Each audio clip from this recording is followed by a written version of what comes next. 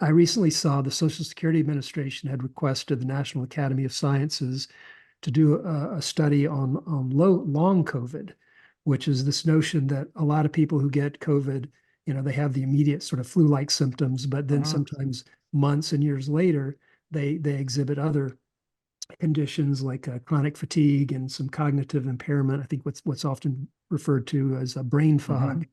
Um, but the issue here is because the Social Security program provides disability benefits.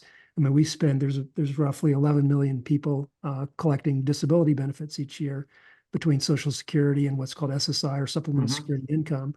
It's about $120 billion a year. So it's not a small amount. And when you look at the number of people who have exhibited some symptoms of what's called long COVID, I mean, it could be, I've seen numbers in the range of 8 to 9 million that could possibly have some symptoms. What are your thoughts on long COVID and what sort of risk does that pose? I mean, obviously, we're Yeah, still early in the process. I mean, we're only a few years out from COVID to know yeah. how long these symptoms are going to persist and what sort of problems they're going to be. But, what are your thoughts there? Well, first of all, you've identified a very important topic, and I might add that that report that you talked about just was issued this past week. So I would urge you to go on the Academy's website, and it was a very comprehensive report, very well done. Um, and it did address this very point that you're raising. And, the estimate is that up to 6% of the US workforce are experiencing long COVID symptoms of some kind, which is a pretty high impact situation. And it's clearly not all are equal, meaning some may have ongoing symptoms that are still able to work, but others, are not. And so this is clearly an area of great research needs.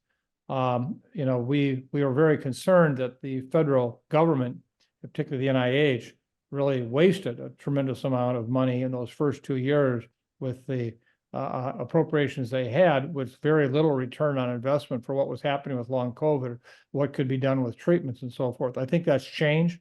We really now have a much more aggressive and comprehensive effort in place to look at long COVID. I think long COVID is, as part of COVID itself, is not one disease. It's at least three different component pieces. One where the virus may still actually be present, meaning that you don't have the same kind of acute COVID symptoms, but like some other viral infections, people know herpes and HPV virus where you're chronically infected. Once you get infected, a herpes zoster, there may be one element of that that's happening. The second one may be the fact that it triggers your immune system to respond, but it doesn't find the appropriate mechanism to shut it down when it's done, meaning that it stays elevated. And so you're constantly in the state of inflammation, et cetera, that causes that. And then the final piece is the fact that you may actually have a triggering system that occurs where the immune system again stays on, but that there is not because of live virus, but because there's residual viral particles in your body. That's why you can pick it up in wastewater and so forth. And that will resolve over time if you clear it, but it takes longer. So all of these are different potential hypotheses for what's happening, and they may not be the same. I think the message that's important is the one you raised. First of all, this is a cost to society. Isn't it much better not to have to spend that money? Well, the way you do that is you find ways to prevent these things from happening to begin with. Okay. So as Bob was going to say, I was actually going to think, a pound of prevention is worth a ton of cost. Okay. So I was going to help you out there with that one. But I think that it also raises the issue that there are a number of conditions today. Chronic fatigue syndrome was once called, chronic other infections like Lyme disease.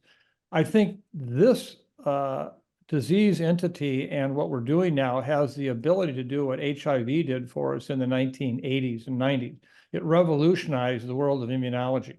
So many of the things that we use for cancer treatments today, we use other infectious diseases, other general inflammatory conditions, all started based on knowledge we gained in addressing HIV.